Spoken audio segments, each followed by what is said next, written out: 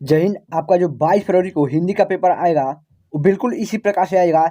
और ये जो मॉडल पेपर है ये आपके 2024 के लिए है। तो अगर आप वीडियो को लास्ट तक देखते हैं तो आपका भी 70 में जो 70 नंबर है ये आपका बिल्कुल पक्का हो जाएगा। तो हमारे साथ वीडियो में अंत तक बने रहेगा। जब आप 22 फरवरी को पेपर देने जाएंगे तो आप देखेंगे कि पूरे यहीं से क्वेश्चन जो है आपके बोर्ड एग्जाम में आए होंगे। तो आप भी अगर 70 में 70 पाना चाहते हैं तो इस वीडियो को अंत तक देखिएगा। तो यहाँ पर कुछ निर्देश दिए हुए हैं तो इसको आप पढ़ लीजिएगा। यहाँ पर है पहला जो है सभी प्रश्न अनिवार्य है। जो दूसरा है वो है प्रारंभ के 15 मिनट परीक्षार्थियों को प्रश्न पत्र पढ़ने के लिए निर्धारित है। मतलब आपको 15 मिनट तक प्रश्न पत्र पढ़ना है। और जो तीसरा है वो है यह प्रश्न पत्र 2 खंडों अ व ब में विभाजित है। मतलब इसमें 2 खंड है, एक बहुविकल्पी प्रश्न वाला और एक वर्णनात्मक प्रश्न वाला। ठीक है। और जो चौथा है वो है खंड अ में 20 अंक के बहुविकल्पी प्रश्न हैं जिनका उत्तर आपको OMR शीट पर दिया जाना है। ठीक है। इसका उत्तर आपको OMR में भरना है। और जो पांचवा है वो है खंड ब में वर्णनात्मक प्रश्न 50 अंकों के होंगे। मतलब ये आपका 50 नंबर जो है लिखित होगा। तो चलिए अब हम चलते हैं अपने क्वेश्चन पे। तो देखिए जो खंड अ है ये आपका बहुविकल्पी प्रश्न है और ये आपका पूरा पूरा 20 नंबर का पूछा जाता है। ठीक है। तो आपका ये 20 नंबर बिल्कुल पक्का हो जाएगा। क्वेश्चन नंबर 1 है वो दिया है बाबू गुलाब राय किस युग के लेखक हैं। तो ये दोस्तों लिखा है गुलाब राय हैं, वो द्विवेदी युग के लेखक हैं। तो ऑप्शन नंबर जो ख है ये हमारा बिल्कुल सही ऑप्शन है। अब जो हमारा क्वेश्चन नंबर दूसरा है वो दिया है चिंतामणि किस विधा की रचना है। तो ये एक निबंध विधा की रचना है और इसके लेखक हैं आचार्य रामचंद्र शुक्ल जी। और क्वेश्चन नंबर 3 है गबन किसकी रचना है। ठीक है। तो इसके लेखक हैं प्रेमचंद जी और ये उनका उपन्यास है। और जो हमारा क्वेश्चन नंबर 4 दिया वो दिया है शुक्ल युग की समय सीमा है। तो शुक्ल युग की जो समय सीमा है वो है 1919 से 1938 तक। अब हमारा क्वेश्चन नंबर 5 दिया है वो दिया है नृत्य का निर्माण फिर किस विधा की रचना है। ठीक है। तो ये एक आत्मकथा विधा की रचना है और इसके जो लेखक हैं वो है हरिवंश राय बच्चन जी। और जो क्वेश्चन नंबर 6 दिया है वो दिया है प्री प्रवास किस युग की रचना है। ठीक है। जो प्री प्रवास है यह किस युग की रचना है। यह है एक द्विवेदी युग की रचना है। तो ऑप्शन नंबर जो क है ये हमारा बिल्कुल सही ऑप्शन है। अब जो हमारा क्वेश्चन 7 है वो दिया है मधुशाला किसकी रचना है। ठीक है। ऑप्शन नंबर क दिया है रामधारी सिंह दिनकर, ऑप्शन नंबर ख दिया है हरिऔध, ऑप्शन नंबर ग दिया है हरिवंश राय बच्चन और ऑप्शन नंबर घ दिया है सुमित्रानंद पंत। तो इसके जो रचनाकार है वो है हरिवंश राय बच्चन जी। तो ऑप्शन नंबर जो ग है ये हमारा बिल्कुल सही ऑप्शन है। और अब जो हमारा क्वेश्चन नंबर 9 दिया है वो दिया है आधुनिक काल कब से कब तक है। ठीक है। जो आधुनिक काल की समय सीमा है वो कब से कब तक है। यहाँ पर जो ऑप्शन क है सन 1843 से अब तक। तो ये हमारा बिल्कुल सही ऑप्शन है। और अब जो हमारा क्वेश्चन नंबर 10 दिया वो दिया मतीराम किस युग के कवि हैं। तो मतीराम जी किस युग के कवि हैं। ये रीति काल के कवि हैं। और अब जो हमारा क्वेश्चन नंबर 11 वो दिया है हास्य रस का अस्थायी भाव है। तो हास्य रस का अस्थायी भाव क्या होता है। हास होता है। हमारा क्वेश्चन नंबर 12 दिया है हास्य ओढ़े पीठ पर श्याम सलोने गात मनो नीलमणि शैल पर आपत प्रदीप प्रभात। तो यहाँ पर देखिए मनो, तो यहाँ पर जो मनो आ गया इसके कारण यहाँ पर हमारा उत्प्रेक्षा अलंकार होगा।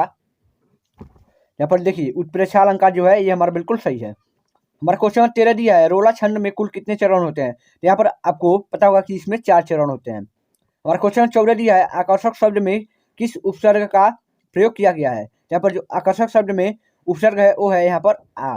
हमारा क्वेश्चन नंबर 15 दिया है प्रत्यय के कितने भेद हैं। तो प्रत्यय के जो भेद होते हैं वो 2 होते हैं। हमारा क्वेश्चन नंबर 16 है पीताम्बर में कौन सा समास है। तो पीताम्बर में यहाँ पर बहुब्रीहि समास है। क्वेश्चन नंबर 17 दिया आंसू का तत्सम रूप है। तो यहाँ पर है क जो है अश्रु। क्वेश्चन नंबर 18 दिया है यौन संधि का सूत्र होगा। ठीक है। तो यौन संधि का जो सूत्र होगा वो होता है युको यौनचि। क्वेश्चन नंबर 19 दिया है फलस्य शब्द का वचन एवं विभक्ति होगा। तो इसका जो वचन और विभक्ति होगा वो होगा षष्ठी विभक्ति एक वचन। और अब जो हमारा क्वेश्चन 20 है वो दिया है अपठत धातु का एक वचन एवं पुरुष है। तो इसमें जो है प्रथम पुरुष एक वचन है। और आपका जो ओमार मिलेगा वो कुछ इस प्रकार से मिलेगा। देखिए यहाँ पर ओमार उत्तर पत्रक। तो इसमें आपका नाम पूछेगा, अनुक्रमांक, विषय या फिर दिनांक। अगर तो यहाँ पर आपका नाम और जो है अनुक्रमांक हो सके तो लिखा हुआ आता है या फिर अगर नहीं देता है तो आपको लिखना पड़ेगा। अब हम आ चुके हैं अपने खंड ब पर वर्णनात्मक प्रश्न जो आपका 50 नंबर का है। ठीक है। इसमें जो हमारा पहला क्वेश्चन है वो है लिखित गद्यांश पर आधारित 3 प्रश्नों का उत्तर दीजिए। मतलब इस गद्यांश को आपको पढ़ना है। तो ये देखिए यह बात कोई नहीं कि एक स्वभाव और रुचि के लोगों में ही मित्रता हो सकती है। देखिए यहाँ पर मित्रता आ गया ना, मतलब ये मित्रता चैप्टर से लिया गया है और इसके जो लेखक है वो है हमारे आचार्य रामचंद्र शुक्ल जी। तो हमारा क्वेश्चन फर्स्ट दिया है उपयुक्त गद्यांश का संदर्भ लिखिए। ठीक है। तो इसका आपको संदर्भ लिखना है। तो संदर्भ अगर आपको नहीं लिखना आता है तो डिस्क्रिप्शन में एक लिंक मिलेगा जिसको आप जाकर के देख सकते हैं। और यहाँ पर जो क्वेश्चन 2 दिया है वो दिया है गद्यांश के रेखांकित अंश की व्याख्या कीजिए। यहाँ पर जो यह कोई बात नहीं, यहाँ से लेकर और आकर्षित होते हैं, इसका जो आपको आंसर लिख देना है। आपको इसका व्याख्या करना नहीं आता है तो आप ये लिखेंगे कि लेखक का कहना है कि, और उसके बाद ये पूरी बात यहाँ से यहाँ तक उठा देंगे या फिर यहाँ तक। अब क्वेश्चन 3 है, लेखक के अनुसार समाज में विभिन्नता देखकर लोग एक दूसरे की ओर क्यों आकर्षित होते हैं। ठीक है, इसका जो आंसर मिलेगा ये आपको इसी में मिल जाएगा। अगर आप खोजेंगे तो इसका भी आंसर वही होगा, यहाँ से यहाँ तक ही। या फिर अगर आप उसको नहीं करना चाहते हैं तो यहाँ पर अथवा में भी एक और दिया है, तो इसको भी आप कर सकते हैं। ये मामला चैप्टर से लिया गया है, ठीक है, तो इसको भी आप कर लीजिएगा।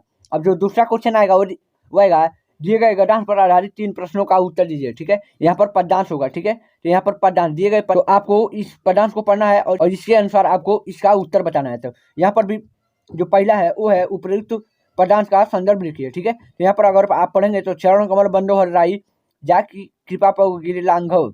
ठीक है, तो ये जो है ये सूरदास के पद से लिया गया है, तो इसका आप संदर्भ लिख लीजिएगा। और जो क्वेश्चन नंबर 2 है वो दिया है, रेखांकित अंश की व्याख्या कीजिए। तो यहाँ से आपको बहिरो सुने गुंग पुनि बोले रंग चले शीत छत्र जाए, आपको केवल इसी भाग का जो है आपको व्याख्या करना है, केवल इतने का है। अब जो क्वेश्चन 3 है वो है, उपयुक्त पंक्तियों में कौन सा अलंकार है। तो यहाँ पर आपको आपसे अलंकार पूछ रहा है, यहाँ पर जो है वो रूपक अलंकार है। और अगर आप इसको नहीं करना चाहते हैं तो यहाँ पर है, देखिए, सुन सुंदर बैन सुधार शान सयानी है जानकी जानी भली, तो इसको भी आप सॉल्व कर सकते हैं और इसमें भी आपको सेम 3 क्वेश्चन मिलेंगे।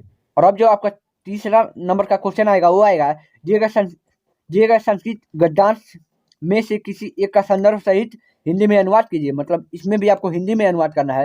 यहाँ पर देखिए जो पहला है वो है, ऐसा नगरी भारतीय संस्कृति संस्कृत भाषायाश्च केंद्र स्थलम अस्ति, तो आपको इसका अनुवाद और संदर्भ भी लिखना है। तो संदर्भ लिखने का आपका 2 नंबर मिलेगा और अनुवाद करने का आपको 3 नंबर मिलेगा। पूरा इसमें 5 नंबर मिलेगा। अगर आप इसको नहीं लिखना चाहते हैं तो इसको भी आप सॉल्व कर सकते हैं। और अब जो आपका क्वेश्चन 4 दिया है वो बनेगा, यहाँ पर दिए गए संस्कृत पद्यांश में से किसी एक का संदर्भ सहित हिंदी में अनुवाद कीजिए। तो इसमें भी आपको हिंदी में अनुवाद करना है और संदर्भ भी लिखना है।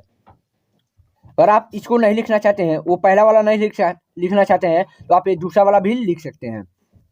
अब जो आपका क्वेश्चन 5 दिया हो रहा है, अपने पठित खंडकाव्य के आधार पर निम्नलिखित प्रश्नों के किसी एक का उत्तर दीजिए। ठीक है, और ये आपका 3 नंबर का आएगा। इसमें जो भी आप खंडकाव्य पढ़े हैं उसका आंसर आप एक ही केवल लिखना होता है, तो आप केवल एक ही लिखेंगे। और अब जो आपका क्वेश्चन 6 बनेगा वो बनेगा यहाँ पर जीवन परिचय से। ठीक है, तो दिए गए लेखकों में से आपको किसी एक लेखक का जो है यहाँ पर जीवन परिचय लिखना है और उसके साथ उनकी 2 रचनाएं भी लिखनी है। ठीक है, यहाँ पर जो पहला है वो है डॉक्टर राजेंद्र प्रसाद, दूसरा है जयशंकर प्रसाद और तीसरा है आचार्य रामचंद्र शुक्ल। तो आपको केवल किसी एक का ही लिखना है और उसके साथ आपको 2 रचना भी लिखना है। और अब जो इसका जो 6वां का खबर बनेगा वो बनेगा, दिए गए कवियों में से किसी एक का जीवन परिचय। यहाँ पर कवि का आपको जीवन परिचय लिखना है, किसी एक का ही। यहाँ पर गोस्वामी तुलसीदास, सुमित्रानंद पंत और महाकवि सूरदास। तो इसमें से भी आपको केवल एक ही का लिखना है और इसमें भी आपको 5 नंबर मिलेंगे, 2 नंबर रचना के और 3 नंबर जीवन परिचय के। अब जो हमारा क्वेश्चन 7 बनेगा वो बनेगा, अपनी पाठ्य पुस्तक में से कंठस्थ से कोई एक श्लोक लिखिए जो प्रश्न पत्र में न आया हो। मतलब आपको कोई एक श्लोक लिखना है जो कि इस प्रश्न पत्र में नहीं आया है। जैसे यहाँ पर जो संस्कृत पद का देता है वो उसमें वो नहीं हो। अब जो आपका क्वेश्चन 8 बनेगा वो बनेगा, निम्नलिखित में से किन्हीं 2 प्रश्नों का उत्तर संस्कृत में दीजिए। ठीक है, इसमें से आपको किसी 2 प्रश्नों के उत्तर संस्कृत में देने हैं। तो पहला है, भारतीय संस्कृति मूलम किम अस्ति, दूसरा है पुरीराजा को आसित, तीसरा है चंद्रशेखर को आसित और चौथा है वीर केन पूजते।